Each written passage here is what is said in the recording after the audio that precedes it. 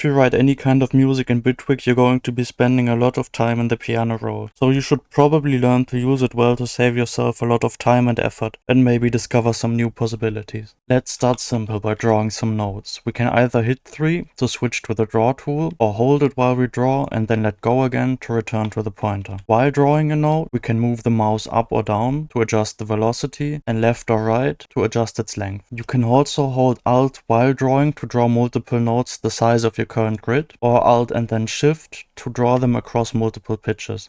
To make this drawing multiple notes business and really any kind of editing more useful and fluid, you should really get used to quickly resizing the grid to your needs. Use your comma and dot to scale it up or down, and do the same while holding Alt to cycle through the tablet types. You can also get these settings in the bottom right of your screen, but the keyboard shortcuts are gonna make things a lot faster. Another good keyboard shortcut to know is Ctrl-Shift. While holding it, you can adjust the note's velocity by simply clicking and dragging it up or down, with no need to access the expressions window. Do need these menus in the bottom left. I'd highly recommend mapping them to a keyboard shortcut, especially the one for micro pitch editing. I have mine mapped to Shift W, which makes going back and forth between normal and micro pitch mode a lot less annoying. If you want to edit parameters like velocity across multiple notes, Bitwig has these really neat histogram views in the inspector. You can use these to shift all parameters via the mean, scale their range, and also add a little bit of random variation to them all via the chaos. For changing a sequence's length, I personally usually find it most effective to select all the notes and then hold Alt to warp the bit of time they're in, to fit them into the lengths I want them to be at. This is also pretty neat for creating quick tuplets, without changing the grid, or tuplets like 11 tuplets that aren't available in the grid options. And then there's also the operators. These provide a quick way to turn a single note into multiple repetitions. By moving your mouse to the top, you choose the number of repetitions. By moving it to the bottom, you choose a rhythmic value instead. You can then squish them all to one side or another to quickly create more free movement like exponential rhythms. The slider on the right determines if their velocity increases or decreases over time.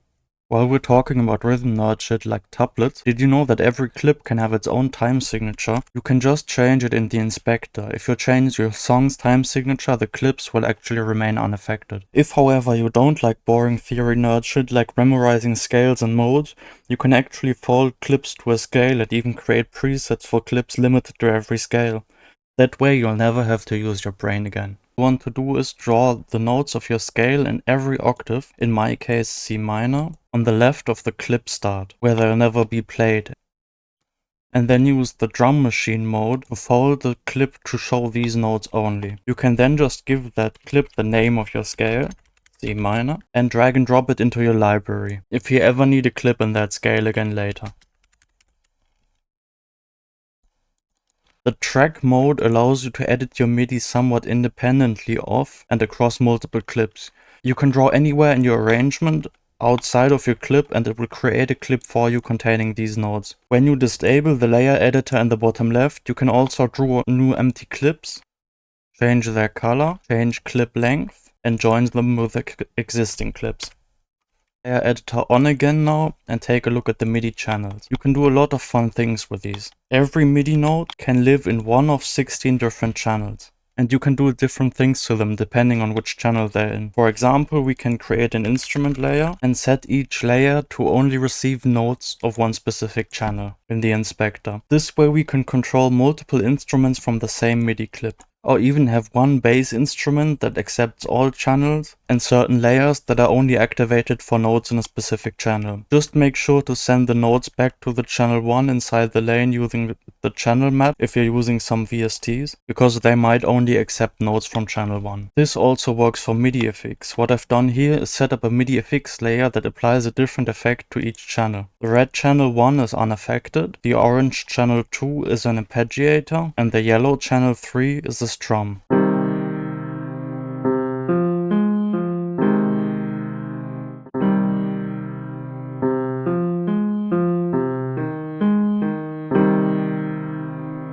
The channel 16 modulator allows you to only modulate notes in a specific channel. As you can hear, this works polyphonically, a great way to subtly give the voices in your chords some individuality, or create more articulated melodies.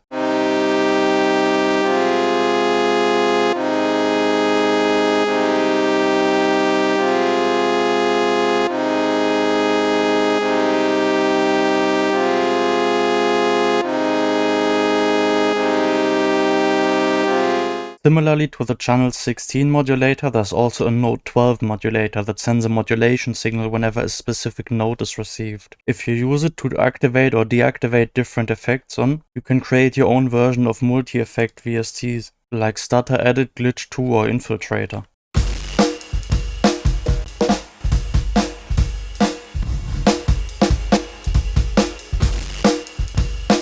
I don't want to get into the note grid too much in this video, but I'll show you one neat technique I've made a video on before. Using this grid patch here, we can convert MIDI channels into key switches, which are low notes or multi-sampling plugins, like Complete, used to trigger different articulations of a note.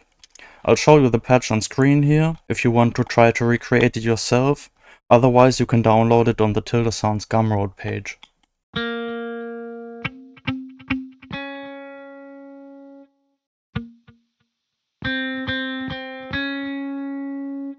And lastly, a tip for anyone that uses a Capture MIDI plugin like Birdbird's MIDI Cap.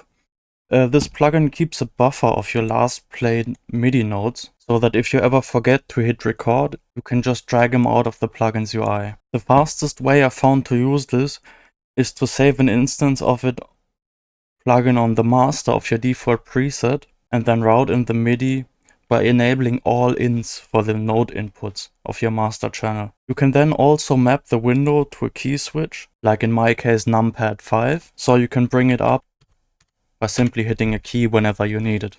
All I have prepared for today. It's getting quite dark already, as you can see, but of course there are many more things you can do.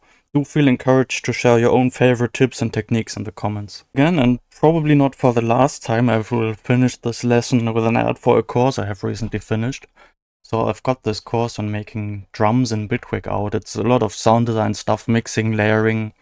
And we start by sort of making a kick, then a lot of different stuff on making snares, because I've spent a lot of time thinking about this and experimenting with it. Making snares with phase 4, layering them, sort of how snares are structured, processing snares, then some stuff on hi-hats, sort of the most obvious way with samples, then using convolution and things like test tone and different modulators, fully synthesizing them, kind of similarly to that AU5 cymbal video, if you've seen that, but using the grid instead. And also bits on E-hat and sort of showing why I don't really use that. Some stuff on humanization with modulation and stuff. Then recording your own percussions. So I'll actually have some metal stuff here and show you on camera how I hit that and such. Sequencing hits with multi-sampling, so exploring some features with the sampler. Some stuff on audio editing, quantizing, chopping, my workload for that. Then demoing writing the drum loop. Some ways to use group clips and kind of group bouncing to get quick chops of drum loops you've made. That is quite nice that I've found. Then some cleaning up, some adding texture with layers, more test tone stuff, more synthesis. Then mixing the drum loop and sort of going into compression, bass compression, that kind of stuff. So yeah, that's the course on Udemy. If you want, you can go click the link I'll put in the pinned comment or something. I'll have to think where I put that. Description, pinned comment, something like that. And then also a bunch of audio people have been moving to this nice app called Blue Sky. It's kind of like Twitter, but different. So if you wanna join us, there are lots of game audio people and stuff like that, and also some music producers, sound designers. It's not loading right now, and also Tilde Sound on there. I post like synth patches I made and that kind of stuff. So if you're interested in seeing that stuff, then come say hi on Blue Sky, which is like Twitter but less horrible. So yeah, cheers for watching. Bye.